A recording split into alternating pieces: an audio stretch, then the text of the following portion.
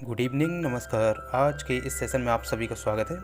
तो आज हम देखेंगे कि जब दो मिश्रणों से कोई तीसरा मिश्रण बनाया जाए, यानी कि इस तरह के जो सवाल हैं वो आमतौर पर एसएससी सीजीएल में, एसएससी में, एमटीएस में हर बार किसी न किसी में पूछे ही जाते रहते हैं। तो आज हम देखेंगे कि इन सवालों को किस तरीके से किया जाता है। तो जैसे कि सवाल दिया हुआ है आपके सामने कि दो पात्रों ए तथा बी में क्रमशः 4:3 और 5:3 के अनुपात में अम्ल तथा जल है, तो इन मिश्रणों को किस अनुपात में मिलाया जाए कि पात्र सी में मिलने वाले नए मिश्रण में अम्ल तथा जल 3:2 के अनुपात में हो जाए। तो देखिए, सबसे पहले हम देखेंगे कि हमारे पास दो पात्र हैं। एक पात्र है ए और एक है बी। ए पात्र में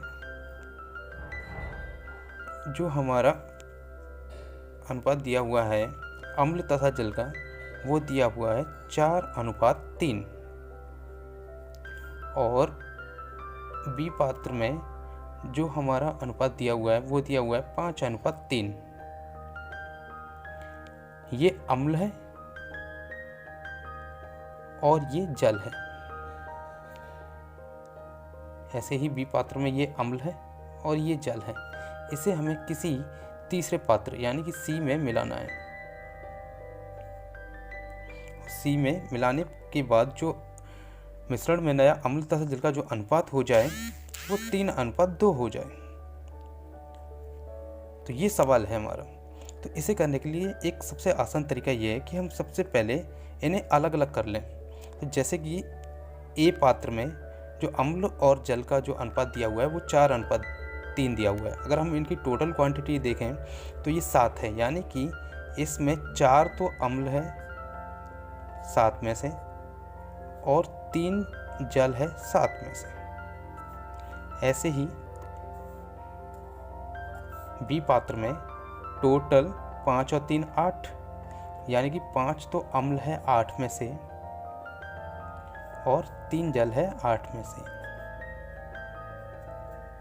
ऐसे ही इसी पात्र में 3 और 2 5, यानी कि 3 अम्ल है और 2 जल है। तो इसे सॉल्व करने के लिए हमें लेंथी प्रोसेस के लिए जाने की ज़रूरत नहीं है। सिर्फ इसमें हम चाहे अम्ल को उठा लें या जल को उठा लें, हमारा आंसर आना है। तो हम अगर अम्ल को उठा लेते हैं, अगर जैसे कि 4/7 बी पात्र में है हमारा 5/8 और सी में 3/5।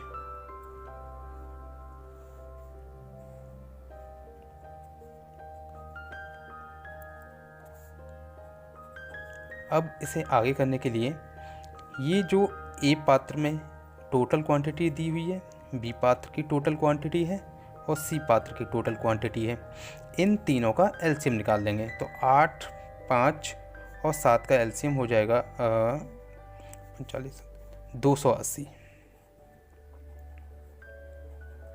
280 हो जाएगा ये एलसीएम।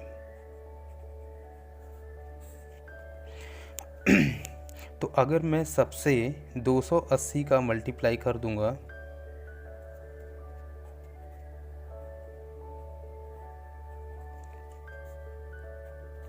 तो हमें एक कॉमन रेशियो मिल जाएगा। 7 से काटेंगे तो ये 40 बार कट जाएगा। 8 से काटेंगे तो 8 × 24, 8 × 40, 35 बार कट जाएगा। और 5 से काटेंगे तो ये 56 बार कट जाएगा। तो ए पात्र में जो क्वांटिटी है वो अब इनका मल्टीप्लाई कर देना है, यानी कि ए पात्र में जो अब हो जाएगा वो हो जाएगा 160। ऐसे ही बी पात्र में देखेंगे अगर हम तो 35 पंजे 175 और सी पात्र में हो जाएगा ये 56 तिया। 56 तिया होते हैं 168।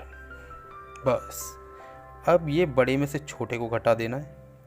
तो 75 में से 68 जाएंगे, बचेगा 7 और 68 में से 60 घटाएंगे तो बचेगा 8।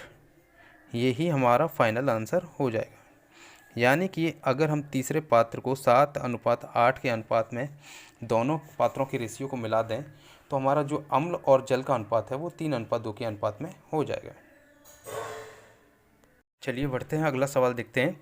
तो सवाल दिया हुआ है कि एक प्रयोगशाला में 2 बोतलों में क्रमशः 2:5 तथा 7:3 के अनुपात में अम्ल तथा जल का मिश्रण है।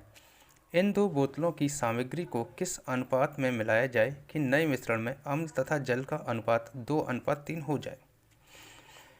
तो देखिए वही पुराना तरीका वही यूज करेंगे जो हमने पहले सवाल में यूज किया था कि ए बोतल है कोई जिसका कि अनुपात हमें दिया हुआ है 2:5, कोई बी बोतल है जिसका अनुपात दिया हुआ है हमें 7:3, और इसे हमें किसी तीसरी बोतल में मिलाना है जिसका कि अनुपात है 2:3 हो जाए।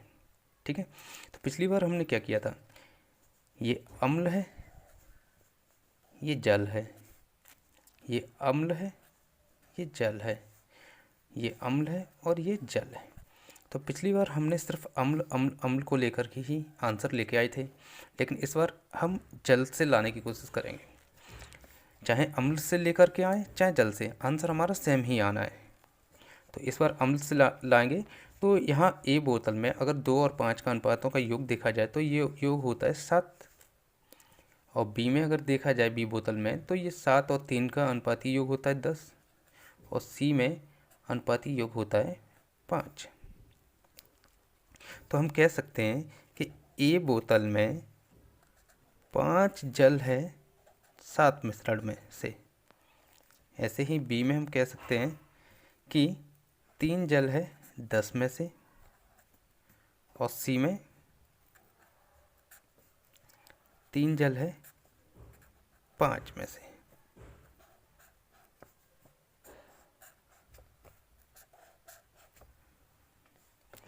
अब इस सवाल को करने के लिए हम क्या करेंगे कि नीचे जो हर दिया हुआ है इस हर का हम एलसीएम निकाल लेंगे। तो 7, 10 और 5, 7, 10 और 5 का एलसीएम जो है वो हो जाएगा 70। अब इस एलसीएम का मल्टीप्लाई कर देंगे हम इन तीनों जगह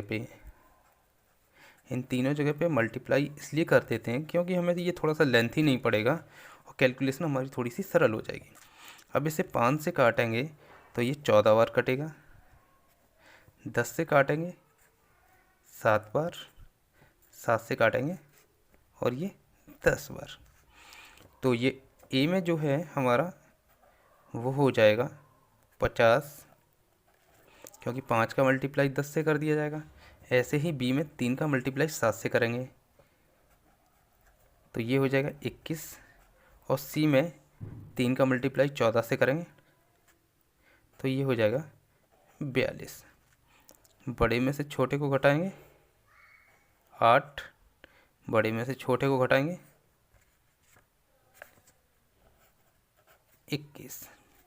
तो ये आ जाएगा हमारा फाइनल आंसर 21:8। अगर 21:8 में हम 2 बोतलों को आपस में मिला दें तो जो तीसरी बोतल जो अनुपात बनेगा जल और अम्ल का वो 2:3 हो जाएगा।